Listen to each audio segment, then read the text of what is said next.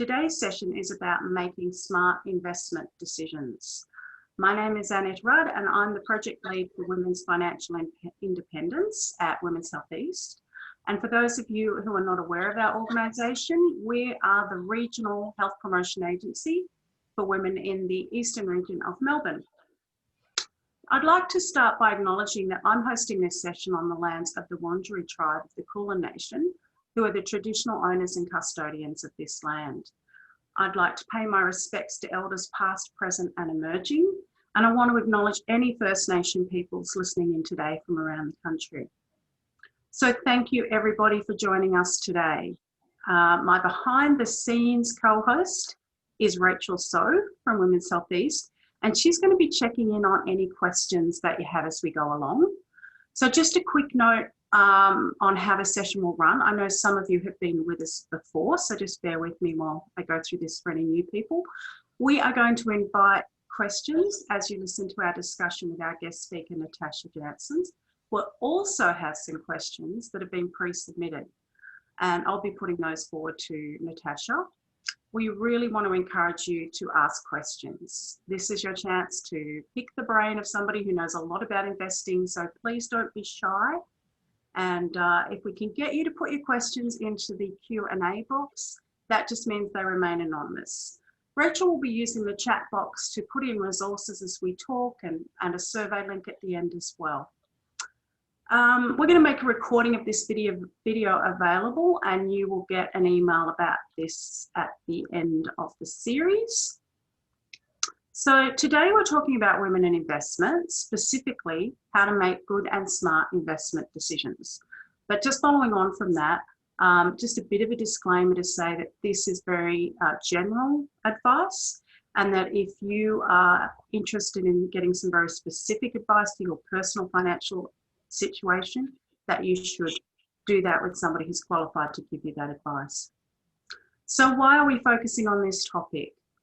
Well, some financial surveys over the years have suggested that women are reluctant to invest, maybe not feeling too confident. That's certainly been the case for me. But recent research from a few different sources has been demonstrating that women actually make really confident and successful investors, and often do extremely well in the share market and other places. And investment is a really important way for us to create financial independence for ourselves and our families, given, I think, especially the fact that despite there's been gains in gender equality, women are still paid less than men on average, and we still have less superannuation at retirement. So this is a really important topic for us. So I want to introduce our guest speaker, Natasha. Natasha Jansen is the author of the current #1 bestseller on the Amazon Personal Money Management list for her book, which is called Wonder Woman's Guide to Money, The Busy Woman's Guide to Money Management and Wealth Building. Natasha is a licensed financial planner, an accountant, and a mortgage broker, as well as a qualified behavioural money coach. And her business focuses on helping women improve their relationship with money and to create wealth. So obviously Natasha is well placed to talk to us today. So welcome, Natasha. Thank you so much. Thank you so much for having me. And I'm so excited to be talking about investing in particular and sinking our teeth into this a little bit more. I know that's a passion of yours, Natasha. So I guess you, in your work with women, you have individual consultations, you run workshops, you are online in your Facebook community a lot. You're well placed to understand women's finances. And I guess I'm just wondering, why do you think it's important that women get their heads around investment? Well, as you touched on before, you know, the way to be growing your wealth, the way to be creating financial independence is to be starting to make your money work for you. And one of the ways of doing that is through investing. Now, if we're purely focused on how much we're earning and, you know, and budgeting and that sort of stuff and playing small, then we're limiting what we can achieve for the future. Now, investing is also tied to a superannuation as well. So the two, I feel, go hand in hand. So when we find that investing as a concept is really daunting and overwhelming, then we disengage from it. And by the same token, then we disengage from our super too. But it's important that we don't do that, not just from the point of view of growing our wealth, but also as far as preserving our wealth as well. I've seen so many women who are, in a relationship, and they'll often, defer to their partner. This is a common thing we know about women in that, first of all, we are very self-critical. So we downgrade our knowledge and our skill sets. So there was research done by the AFA a few years ago where they found that women with high levels of financial literacy rank themselves on par with men of low levels of financial literacy. So we're prone to second guessing ourselves anyway. Then you add into the fact that we've been conditioned to look after the household chores and the cash flow and the budgeting and to sort of forego other stuff. It means that topics like investing start to feel like a foreign language. And that in itself makes you feel nervous and overwhelmed, and you go, oh gosh, how well am I going to know it? And we start to avoid it. And we use the mental load and our to-do list as plausible deniability, like it's our way of justifying, here's why I'm not doing it. But really, at the end of the day, it's about us being fearful of not doing it right and getting it wrong. But here's the thing, your partner doesn't necessarily, he may be talking the talk. He doesn't necessarily know any better either. And in fact, he may be making really foolish decisions. He may be taking on risk without understanding what he's doing and making mistakes with managing your joint finances. So even from that point of view, it's important that you're aware of what's going on, because again, it's both of your money. You both have to be living with the consequences, from the outcomes, be they good or bad. And then also, if you consider, hey, if something happens to your spouse, if God forbid they suffer a stroke, they're in a coma, they're hit by a car, if they die, if you don't know where this stuff is, if you don't know how your money is being managed and how all of that is structured, that as well puts you in a vulnerable position. It means that others can take advantage of your situation without you knowing, hard to know what you don't know, hard to know who to trust. So they can be taking advantage of you, and it can make a stressful situation that much more stressful and overwhelming as well. I've seen so many women that have, for example, gotten an inheritance or a divorce settlement, and then they do nothing with it because at the end of the day, they're afraid of getting it wrong. So that money just sort of sits there, or it gets, spent away little by little without really being put to the best use for you. So there's a few things just to get you a little bit inspired into getting started with investing. But it doesn't have to be, Annette, you mentioned about the research that shows that women make really good investors. It is so true, because investing, to me, investing is no different than fashion and clothes. And I use that as an example because it's something that as women we're so, familiar with, as much as I hate the stereotype. But consider how many things we analyze on a day-to-day basis without even giving it a second thought. If you're organizing a function, if you're invited to an engagement party, you're factoring in a range of decisions, even just with deciding what you're going to wear. So much more so compared to men. Men, it's like, well, I'm just wearing a tux and that's that, right? Men go out shopping and it's like the range is really limited. As women, we're bombarded, we're overwhelmed. So we're really well placed. We have really strong analytical minds. We're really well placed to filter through all of that information and to make decisions, analyze and make those investment choices. So, from that point of view, I reckon we would do a better job than men. But we shy away because, society told us, don't worry your pretty little head, you're good at spending the money. You worry about looking pretty, don't worry about the other stuff. Well, today we're here to say, no, we're pushing back on that. That is not the case. And that doesn't have to be true for us either. Oh, that was a fantastic intro, Natasha. Thank you so much. I really like what you said about the financial independence side. It's often not so much even about the money. It's about having the confidence that you're okay and that you will be able to look after yourself. And I think that's a really important point. And the other thing I loved that you said was that really women are well placed to make these decisions because of our ability to multitask and consider a lot of options. And in fact, that research I was referring to did sort of specify that was one of the reasons that women can be better investors and often get better returns because they can manage complexity and a range of different issues and sit tight and not panic. So they were seeing that as a real strength for women.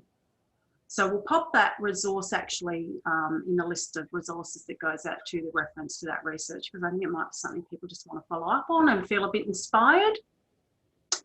So Natasha, I'm wondering too, I guess as a financial advisor, what you would actually recommend for any woman would be very dependent on their particular circumstances and their personality. So if I had to decide for myself what would what the right sort of investment would be for me, what are some of the things I should take into account, or what would you take into account as a financial advisor? Yeah, that's a really good question. So look, most people, they'll often start with investing without really having a real idea as to how or why, or, why are they even investing? It's kind of like, oh, well, I just feel like I should. And, we'll pick an investment based on, oh, well, everyone else says property is the way to go, so I'll go and do property. But what we want to be factoring in is, first of all, why are you investing? Okay, what is the particular goal? Is this something, are you wanting to grow your money for, far off into the long term? Are we thinking retirement age kind of thing? Are you investing because, there's something in particular that you want to be achieving in the short term? Are you wanting to achieve more than what's your savings account are doing, and you're just purely worried about inflation and that your money isn't going to, be keeping up with it? So that you really want to be clear on. You want to be clear on as well, what are you after from this investment? Do you just want something that will make a profit, like you hold on to it and eventually you sell it for a profit? Do you want something that's going to be giving you regular income? Again, what are you after there? Then you want to consider, how much money do you have to invest? Can you actually afford to be starting to invest? We'll talk about this a little bit more in the mistakes that often people make, which is they're investing when they really are not in a position to afford to be starting to invest. And the last one as well is to consider your experience. How comfortable are you with investing? Because there's no point, and you and I spoke about before, financial management is not just about the mathematics of it. It's about our psychology as well. So there's no point doing something that on paper is the right answer that will get you where you want to go if you actually are not comfortable with it, if it's more risk than you're comfortable with, if it's going to stress you out if you don't understand it. Because if you do that, what you'll end up doing is you'll sell out of that investment at the worst possible time, because the second something feels a bit iffy, you're going to panic and you'll sell, and your chances are you'll put yourself in a position where now you've lost money from that point of view. So too many people, when they start, they don't actually understand the difference between being an investor and being a speculator. And most people, when they start off being a speculator. And I can tell, because anytime I tell people what I do, the first question is, oh, where should I put my money, right? And I say, if that's your approach, honestly, you may as well take your money down to the casino, bet it all on black, and see what happens. Because you're expressing that same level of knowledge with what you're doing here. You're just trying to make a quick win and taking the next hot tip. And that's a very dangerous way to be investing. That's not investing, that's speculating. Okay. That is very close to just gambling. You're just trying to try your luck and see what's going to be the next big thing that'll give me the shortcut. True investors, they're in it for the long term. They're thinking, how do I grow my money in the safest possible way? And how do I grow it for the long term? I'm not in it for the quick win. I'm in this for the long term. And they will then structure their finances in such a way that they are able to ride out all of the, ebbs and flows of investing. They've recognized that it's very hard to pick that one winner. So the way is to make lots of different decisions. And then, hopefully overall, on the balance of it, you'll make more right decisions than not. Whereas we have beginners that start out and it's sort of like, oh, well, I'm going to go and pick this stock because I read in the paper, or so-and-so said that, or whatever it is that's driving my decision. And you need to consider, if we look at managed funds that go and invest from an active point of view, as in they're trying to predict how stocks are going to go, the vast majority of them fail to do better than what the market is doing. So you need to consider, if a team of experts, more times than not, can't get it right, how are you, as someone who's just starting out, going to get it right? Okay. And we may get lucky and we may make a few correct decisions, but that's really hard to sustain across the board and make sure that every investment you make is a money maker. So go back to that again and go, why am I investing? Is there a rush? Am I trying to play catch up and I'm really impatient for growing my money? Or am I doing this as a way of providing for myself and my family for the long term? I really like the difference that you pointed out between speculation and investment, because I think there is a really big difference. I'd never really contemplated that before. And that message about investment being for the long term, which I think we'll probably address later in our chat as well. But maybe at the moment we could just focus a little bit on types of investment, maybe to get a bit of a broad outline of what are the sorts of investments we're talking about. So again, most people, when they think of investing, they tend to fall into like one of two buckets, which is like, oh, to me, investment means investing in property. Or they'll go, I want to invest in shares, and often it's Australian shares, right? But we don't realize that actually when it comes to investing, you have what we call asset classes, which are a group of investments that have similar sort of features and they behave in the same sort of way. So you've got property is one asset class. And what you need to recognize is that property within that, again, for most people, when they think property, they think residential property, right? But property as an asset class, that covers off residential, that covers off commercial, that covers off industrial, that covers off property, not just in Australia, but overseas. And then within that, if we're talking about residential property, we're talking about, again, not all of that is the same. You're talking about studios and apartments and a block of land and a freestanding house and a townhouse. All these different things come into it. Then the next asset class is shares. Now, again, that can be Australian shares, so shares in a company. They can be Australian shares, they can be international shares as well. And then the asset classes that most people aren't aware of and they don't consider is that, cash, well, actually cash falls into a bucket of being its own asset class. You can talk about things like fixed interest. And this is where we talk about, investing in corporate and government bonds, which in very simple terms is lending money to a company or a government, which in a way is the same as what you do when you put your money in a term deposit. You may not realize it, but when your money's in a term deposit, you're lending that money back to the bank so that they can go and resell it again. And in exchange, they're paying you interest. And the same sort of thing happens with government and corporate bonds as well. So, you've got a few different asset classes there that you want to consider. And so when you're investing, the real secret to investing successfully is to spread your money out in lots of different asset classes. And as well, we talk about correlation, which is investing in asset classes that aren't going to move together at the same time. So shares and property, they'll often move in similar sort of ways as well. Now, because we can't predict the future and because there's a couple of things when you're investing. Ultimately, at the end of it, what you want to be able to do is you want to make sure that you can ride out the fluctuations. And you want to be in control of when you're selling out of that investment. You don't want life or panic or whatever to force you to sell. You want to be able to pick when is going to be the best time for me to sell out of that investment. And the way to do that is through diversification. Because if you think about it, if you need access to some of that money, you can then pick, well, I'll sell out of the investment where I've made my money, where I'm happy, where I'm not taking a loss. I'll then sell out of that and access my cash. But if all of my money is in one asset class and they're all not performing very well, then I don't have much. I've sort of cornered myself from that point of view. So again, by investing in different asset classes, you will mitigate some of those fluctuations so that your money, isn't sort of taking as much of a dive as it might otherwise if you're purely invested in, for example, shares. Now, the flip side of it is that it's not going to make as many gains as it would otherwise because some of it is being invested in asset classes that maybe aren't giving as strong a return as what they could. So you got to have that give and take. But by diversifying, that is the best way that you can protect yourself from loss and put yourself in a position of control, of being able to choose when do I want to be drawing down on that money.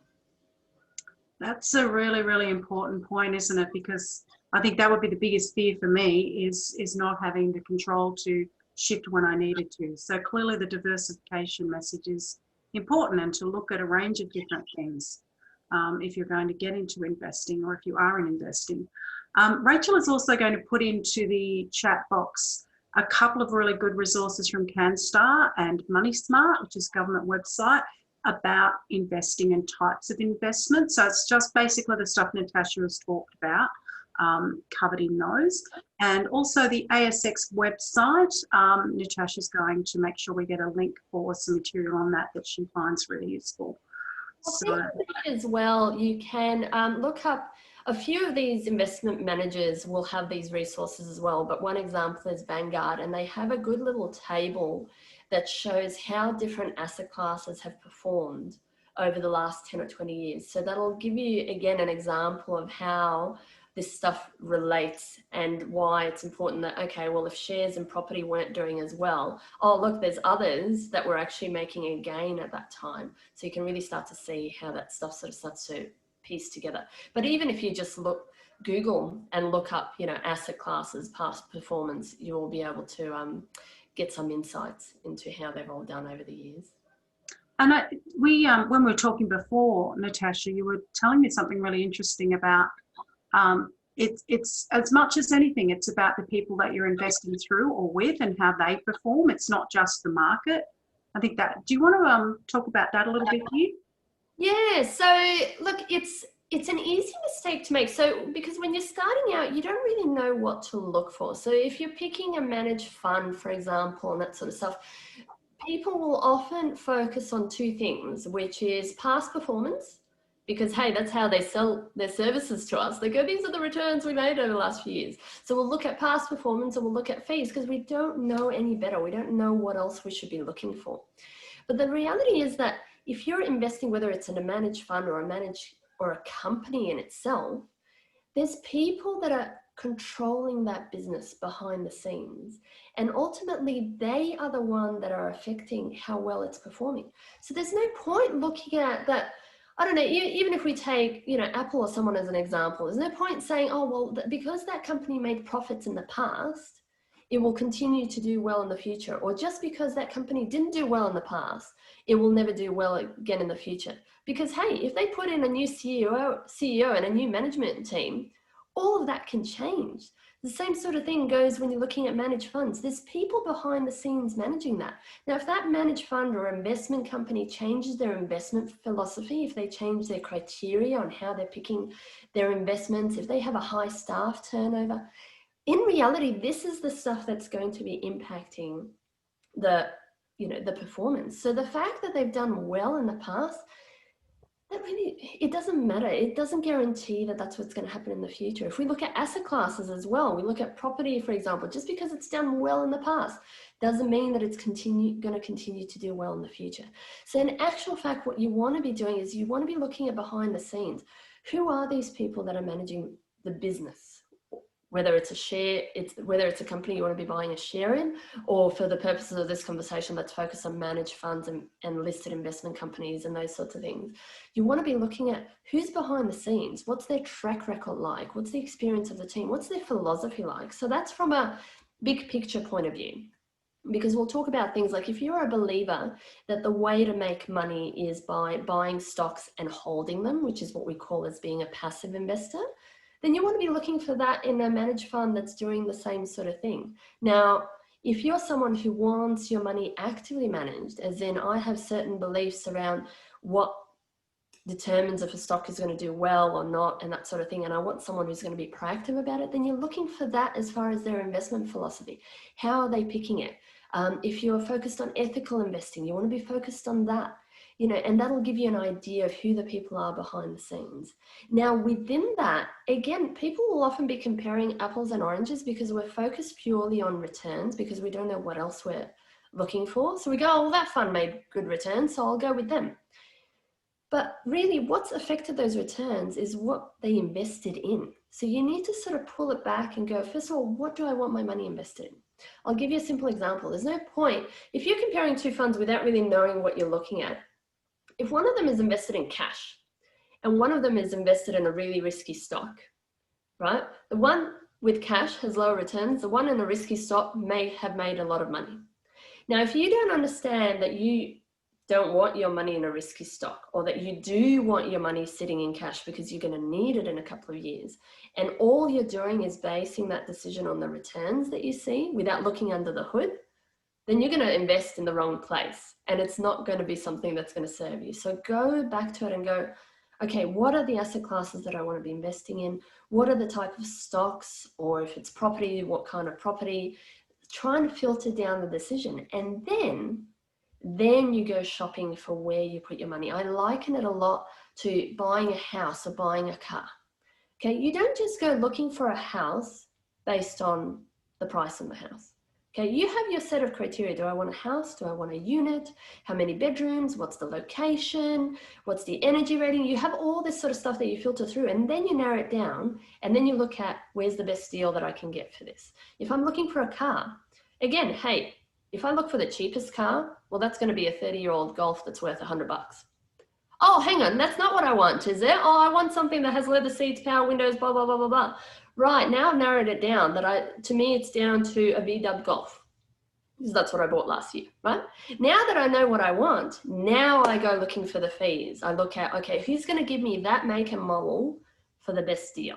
And that's how you want to be picking managed funds and all the rest. First, decide what you're looking for, which means you got to do a little bit of reading and research to understand some of the stuff behind the scenes a bit more. And then you go picking on stocks. Or on the other hand, if you don't have time, if you don't have the patience, if it's all too much, then recognize that maybe starting off as a DIY, do-it-yourself investor, maybe isn't the best thing for you. Maybe you want to be focusing your efforts on finding an advisor that you like, know, and trust, and then getting them to help you set it up, and then away you go. But yeah, those are some of the more of the things that you want to look for. Past performance, only if you look at it from a point of view of consistency, that might tell you how well they're being managed and that sort of stuff, but please don't go making a decision based on the numbers that you see. The other thing is we make a lot of assumptions around how they report those numbers. There's a little bit of wiggle room and smoke and mirrors that can go on behind the scenes there as well. So again, looking at the performance data, it's not the way that I would be making a decision of where I want my money to go. There's other criteria that's better suited to you. Wow, that was a really comprehensive answer, and it may have partly answered the next question, but I'll run it by you anyway. So this was submitted by an audience member before the webinar. I am really struggling to figure out where to start in terms of investing. I want to get into the market as soon as possible, but I don't know the best way to go about this. Would you have anything to add to what you just said previously that might help? Yeah, look, so first of all, again, that as soon as possible thing gets me sort of wondering, is there some sense of urgency, what's driving that decision there? Just make sure that you're not being driven by a need to sort of play catch up or anything like that. But first of all, start off with considering what's your level of comfort and experience with doing this yourself? Do you want to be doing it yourself or not? The second thing is have a look at what's the stuff that you're afraid of, what's the stuff that you're unsure of, what's the stuff that you don't really understand, and do a little bit more reading on that so that you get comfortable with it. Because even if you go and get advice from someone, you still need to understand enough about what they're saying to know whether you agree, like whether you're comfortable with taking on that advice. I've seen so many people who go and pay for advice, but because they haven't actually addressed their thinking underneath and what it is that they're after, they pay for advice that they never use. So you can be wasting your money that way from that point of view. So have a look at that, then have a look at how much are you starting to invest with. If you have a small amount of money, you can, and if you want to be just starting to dip your toes a little bit in just to get comfortable with what's going on, you can do a few things. You can go and have a look at what's called, sorry, my toddler kept me up most of the night and my brain on names has just gone and switched off. But there's things that are called like roundup apps, and it's not fractional investing. The word has just escaped my mind, but it's basically, it's micro investing where you start off with small amounts. So there's apps like Raise, and CBA has also come out with their app, and the name has escaped me now, but just go and look it up. Just look at micro investing and have a look. So there's apps there that will basically let you pick like a range of investments. Basically, there's a managed fund sitting behind that. But what it does is it allows you to start investing with $5 here and $5 there. It goes and rounds up your loose change and puts that in the share market. So if you're just wanting to sort of dip your toes in the water and see how all this stuff is going, that can be a good starting point, just so you have a little bit of a taste. Now, those apps, there's better ways of doing it if you're investing larger sums of money, like $3 grand, $5 grand, 10 grand or more. There's more cost effective and better ways of doing it. But if you're starting out with a small amount, then that can be a good way to go about it. Again, exchange traded funds, you can have a look on the ASX website, and we'll share some links as to where you can research who's out there. But they can also be good starting points from that point of view, so that it lets you diversify quite quickly. But letting you start off with investing with small amounts of money as well from that point of view. So yeah, there's a few ways there that you can get started. And I think it's great that you're getting started now. Just don't let that whole sense of urgency make you rush in sooner than you're prepared for. Because, for example, at the moment, what we have is a lot of volatility happening in the markets. There's so much that's unpredictable. Make sure that you know that you're getting yourself into, and that time I think will be well spent for the long term. Wow. Well, I'm certainly going to follow up on micro investing, because that sounds like a great way to just almost experiment and just get used to the idea of investing. Is that how you see people use that? Yeah, that's right. And on the ASX website as well, a few times a year they have an intake. There's a video game kind of thing, like a virtual share trading platform that you can play, so you're not playing with real money, but that can also give you a little bit of a taste for how it all works. But really the best way that you'll learn is from going and doing. Now, there's people that have sort of turned up their nose where I've gone, fine, go spend $100, buy a share for $100, right? And some investors will go, oh, Tash, you didn't just go and say that. And the reason that they say that is because you pay brokerage fees to buy shares. And those, depending on the platform that you use, that fee will be like 10 or $20. So from an investor's point of view, when we're looking at minimizing costs and investing in a cost-effective way, you just paid, if you bought shares for $100, you just paid 20% effectively management fee on that. Whereas the benchmark, you want to be keeping things under 1%. So from that point of view, they go, oh, you would never go and do that. And I agree, long-term, you don't want to be doing that. But if the choice is that you're going to go and spend $100 on a handbag or buy a share just to see what happens, I reckon go and buy that share, have a taste for it, realize, go through that process and the experience so that you get a little bit more about what's going on. And that, I think, will pay in knowledge more so than going out for dinner or buying a nice handbag. So, yeah. But yeah, don't do it. Don't invest in $100 constantly, because you'll pay too much. Great, thank you. Well, moving on to the next question, which is really around what you've mentioned around volatility, COVID-19, people losing jobs, that sort of thing. It makes us all a bit more risk averse. So I guess the question is, do you actually think now is a good time to invest? Well, look, it's interesting that you said about people being risk averse, because what the media is showing is that there's first time investors more so than ever. And there's a range of reasons why people think that may be happening. There's apps that are coming out that make it easier than ever before. People are at home a bit more. I don't know, but what we're seeing at the moment, especially if we look at the share market, for example, is that if you look at it purely from a, math point of view, the experts are going, okay, hang on, there's major economic disaster going around the world. Shares should be plummeting. And instead, shares are going up and up and up and up and up, more so than ever before. And what it looks like is happening is that there's people that are coming into it, haven't never done it before, not really knowing what's going on. And they're now giving a superficial level of demand that you wouldn't otherwise see. And that is now pushing prices beyond where they were before. So what you need to recognize is that there's volatility usually anyway, more so now because there's so much global uncertainty. It's really hard to predict what's going to happen. But by the same token, it's hard to know when has the market peaked. Like, is it going to take a dive tomorrow? Should you wait until next month before you start? Who knows? Because experts were saying a year ago that share prices were overvalued, right? And if you at that point said, well, the bubble's going to burst, I'm going to hold off. Since then, in the past year, it's made even more gains. So now you've gone and missed out on added profit because you're waiting for the time that, the market is going to collapse.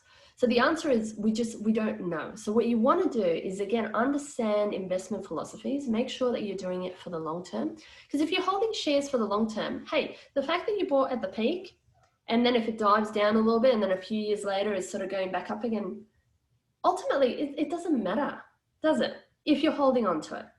If you're going to panic, and if you need that money in a couple of years' time, then yeah, it'll make a difference because markets may tank and you may have lost a lot of money. So again, don't be a speculator and diversify.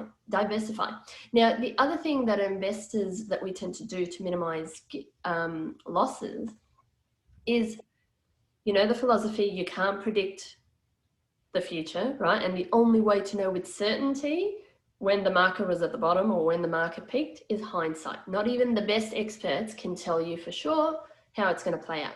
So what exists out there to help you even out some of that risk is what's called dollar cost averaging, which says that, hey, if I have $1,000, $20,000, $50,000 to invest, let's think with it. Let's round it off and say 12 grand, right? If I've got that to invest, we don't know when's the right time to enter these markets. And technology is such that I don't have to invest $12,000 all at once. What I can do is drip feed. I can invest $1,000 every month, right? And at some points, I'll pick the peak of the market. At other points, it will have fallen. But over the long term, that should average out. So that's a good way of protecting yourself from the unknown and just sort of put in lots of different places at lots of different times. And then that should start to average out over the long term. Excellent. So another question that was pre-submitted, which is whether it is in fact a good time to buy property now. So again, that to me suggests that the person who's asking the question is a relative beginner, because almost sounds like a little bit of a speculative question, but it's a question that I get asked a lot. Everyone is like, well, is now the time? Now, again, what you need to recognize is that, first of all, you've just lumped property, which is lots of multiple different asset classes, into one. So you can't assume that every property across all of Australia is going to have the same level of demand and growth across the future.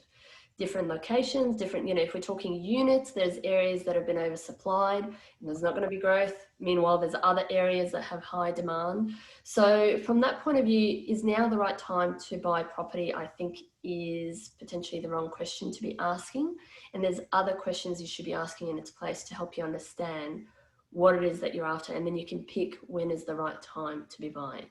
From a holistic point of view, well, the banks are worried about property prices declining. They're worried about, globally, and Australia is entering a recession. We've just seen how many people in multiple industries are losing jobs.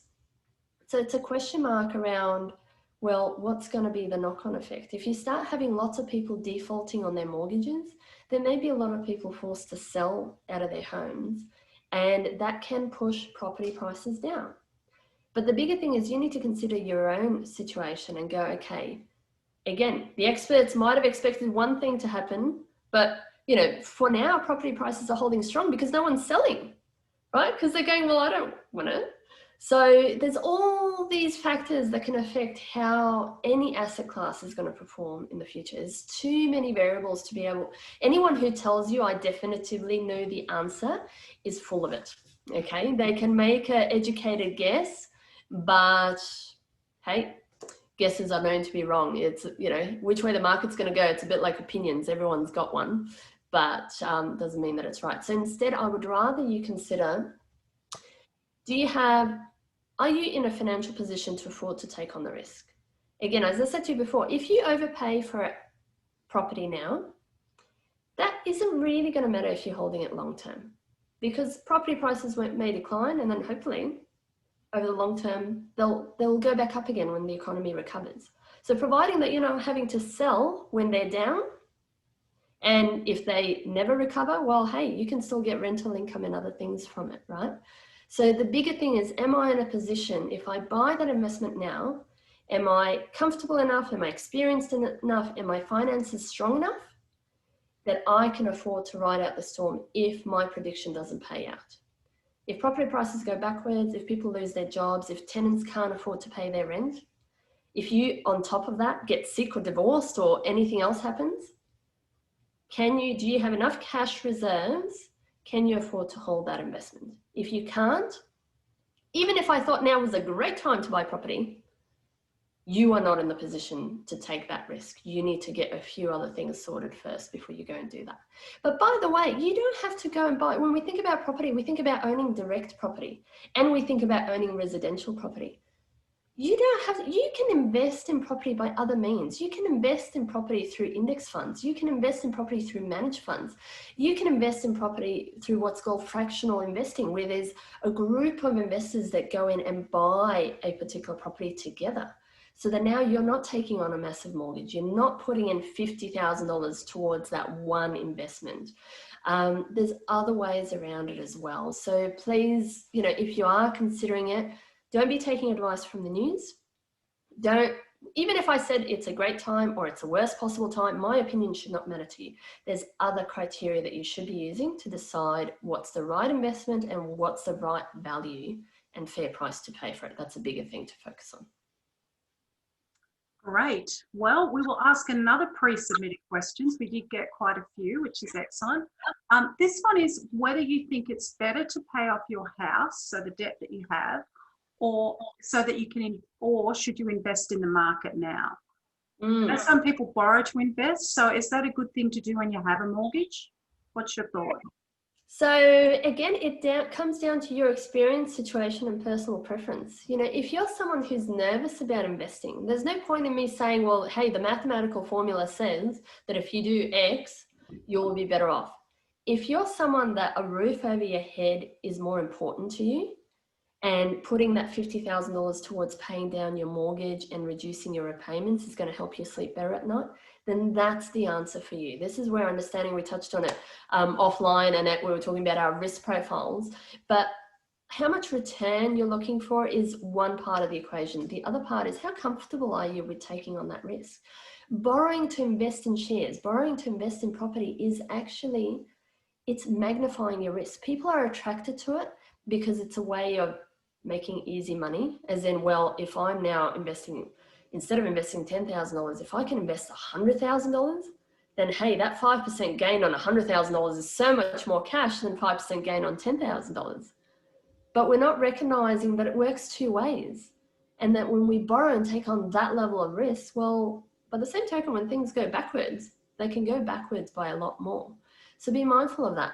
As for whether to pay off your mortgage or invest, apart from your comfort around investing, the other thing to consider is the time frame. Now, if you're 3 years off being mortgage free, I would be inclined to say, well, smash that off. If you're 20 or 30 years off from being mortgage free, that's where doing both, paying more than the minimum on your mortgage and starting to invest is a worthwhile strategy because of compounding. So compounding says that the longer your money has to grow, the more it's going to grow. So it means that if you start now, you can afford to put aside small amounts of money, and that'll turn into a large sum over time.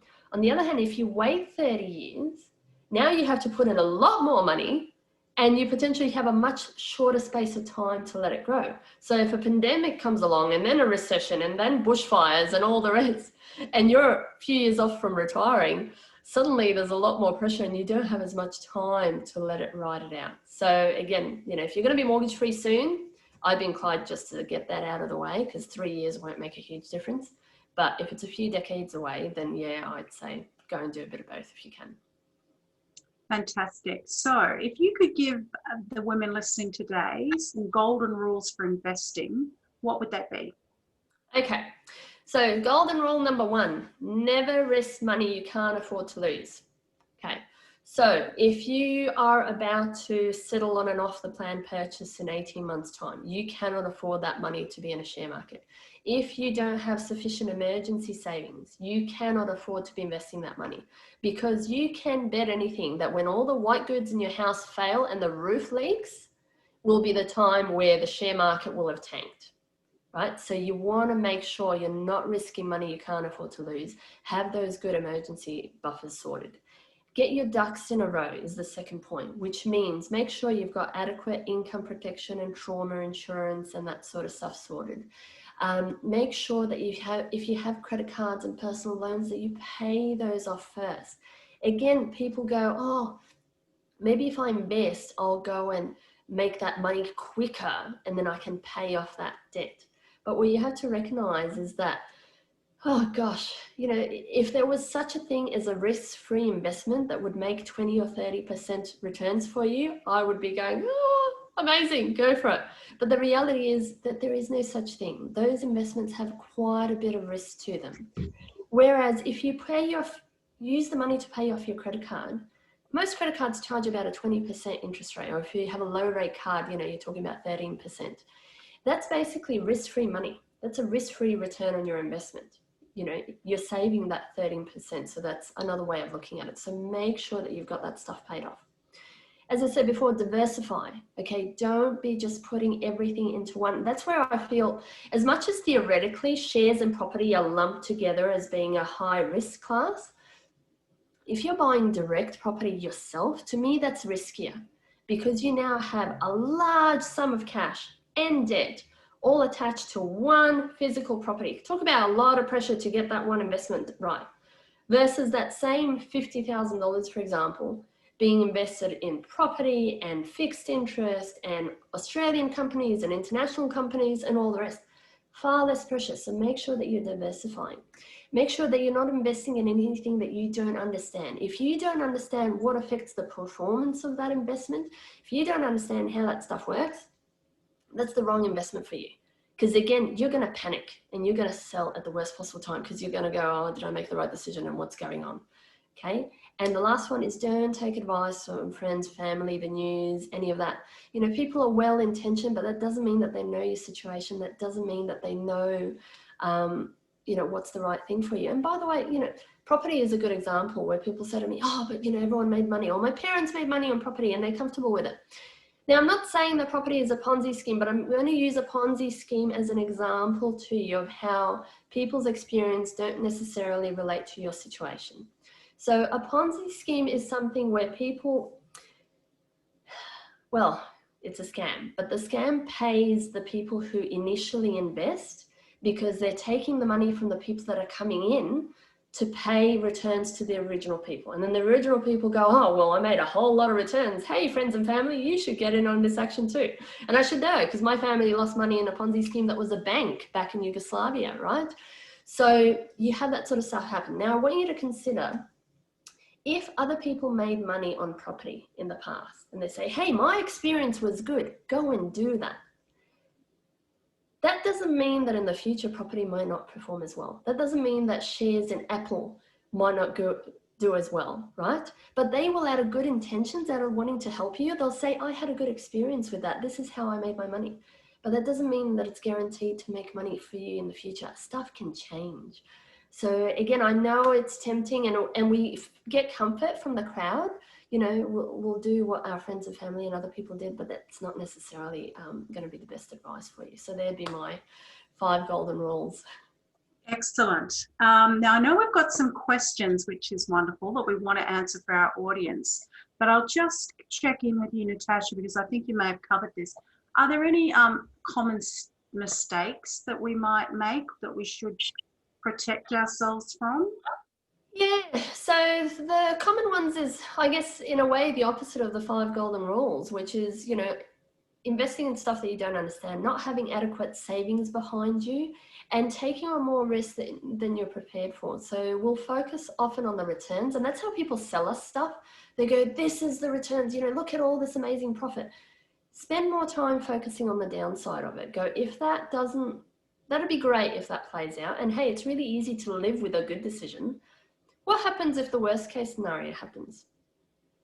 Am I going to be able to live with myself, and am I going to financially be able to live with myself, right? Can I afford to take on that risk? So those tend to be some of those mistakes that people, you know, invest in stuff for the wrong reason. They're in a hurry to make a quick win, and they don't realize when they're gambling their money away from that point of view. And same sort of thing when we're going and researching, you know, we're potentially looking at the wrong criteria, which isn't the stuff that's actually relevant to how well that investment is going to perform. So there'd be the sort of things that I'd suggest, you know, trying to avoid if you can. Well, thank you. The final formal question is really around places that we can get more information and help. And I feel like we've probably done pretty well with that. We have some websites that I think Rachel has put together for us, and I'm just noticing that we do have some questions, so I might go straight to those if that's okay, Natasha, because I'd like to answer them and before people drop out. I'm just going to mention we have a lot of wind here at the moment, and I've just heard some things crashing and bumping, so fingers crossed the line with us. I haven't heard anything from this end, and it seems to have gone okay. So.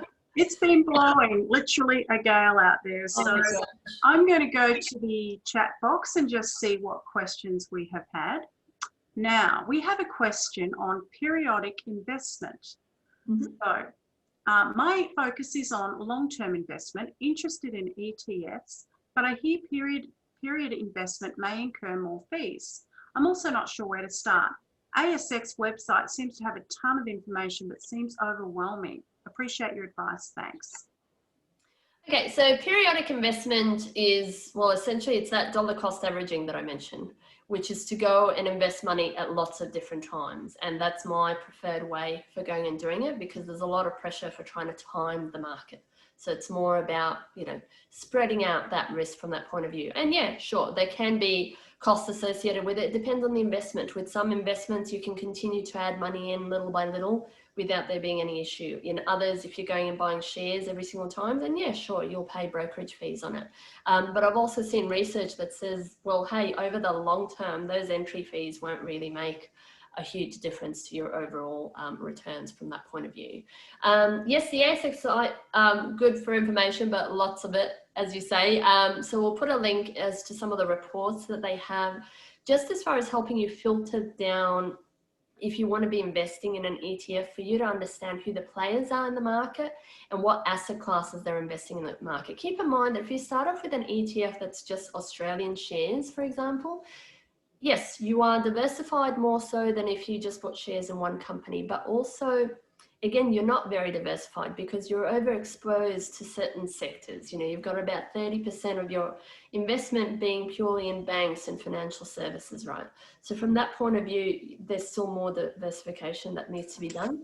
From the other point of view, the Australian share market makes about, I think I read about 1.7% of the global, GDP and economy. So make sure that you're looking at companies outside of Australia as well. You know, a lot of the tech stocks, for example, a lot of other stocks that are doing well, they're based in the US or Europe or other countries as well. So look at diversifying from that point of view.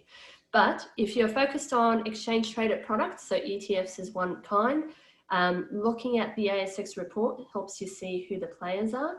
Once you identify then what sectors you're interested in, you can then have a look at what are some of those companies. Go to their websites and then have a read a little bit more about what they're invested in, you know, so that you make sure that you're comparing apples for apples as far as the fees that they charge and how they're invested. And then you can start to construct what you want done. But otherwise, if it is looking like it is a bit too much, then you can speak to a financial advisor. There's a lot of misunderstandings around financial advisors, and hey, there's lots of different advisors out there as well, just as there's lots of different doctors and hairdressers and all the rest.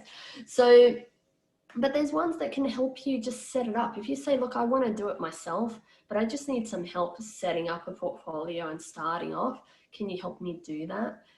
They can do that. If you just have some questions, you're going, oh, I'm trying to decide between A and B, how do I go? They can help you work through all of that. So don't be scared to ask for some professional help as well if you need to. So, yeah. Okay, well, our next question is on high-risk shares. So what are high-risk shares and, probably this question is, what do high-risk shares and the term blue chip shares mean? So blue chip shares refers to companies that pay good dividends, basically. Yeah, so that's how, but every share is a high risk share. Every investment, you know, every investment will carry its risk. We even think of cash as being safe, but hey, cash has risks as well. The main one being that it's not going to keep up with inflation. And once you pay tax on the interest that you've earned, you may actually be losing money there too. So, you know, every investment will have their risk. But yeah, the blue chip stuff, it's more focused on the businesses that will pay good dividends. So, you know, you might be talking about the telcos, you might be talking about the BHPs of the world, you might be talking about the banks, those sorts of things.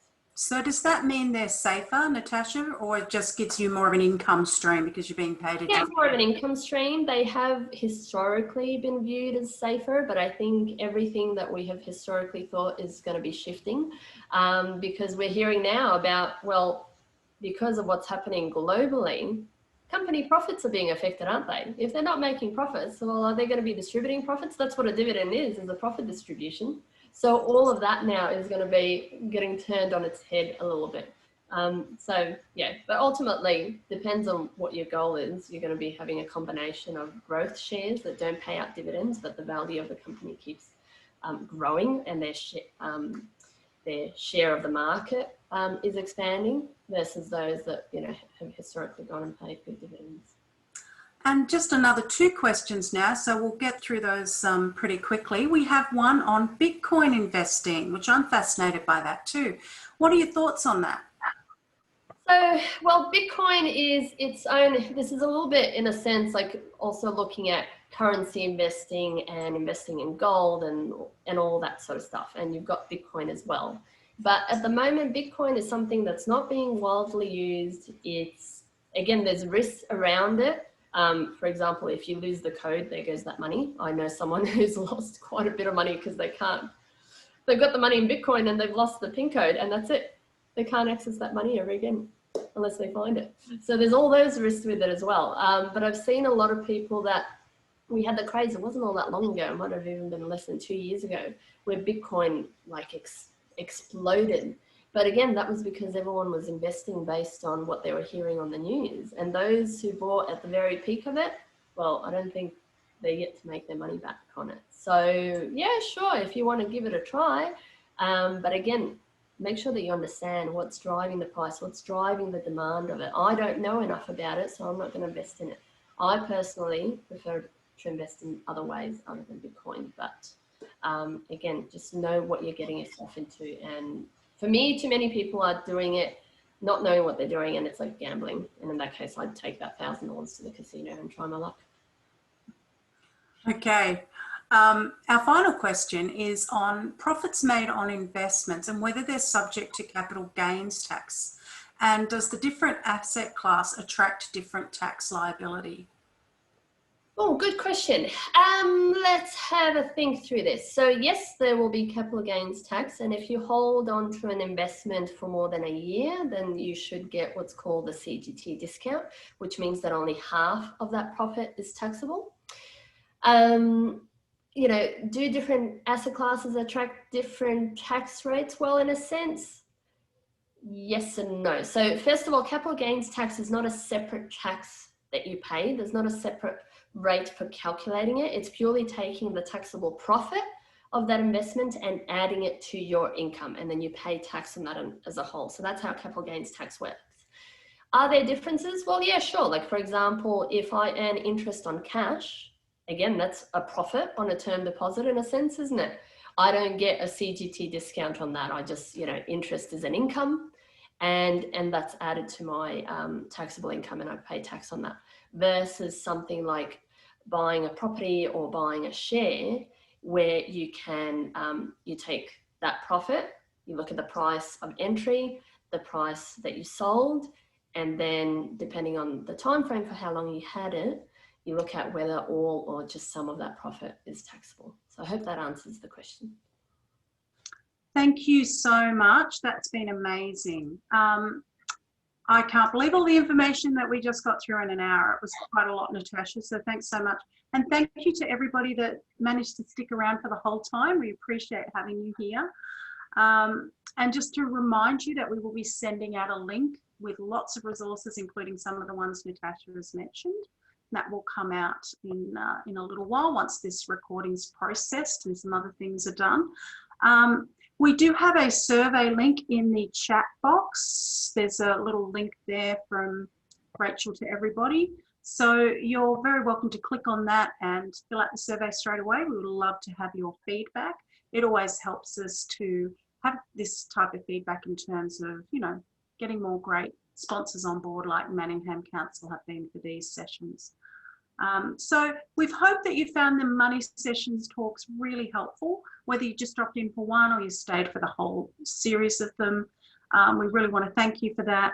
And just a reminder that if you live, work, play, study in the eastern region of Melbourne, you are so welcome to become a member of Women's Health East.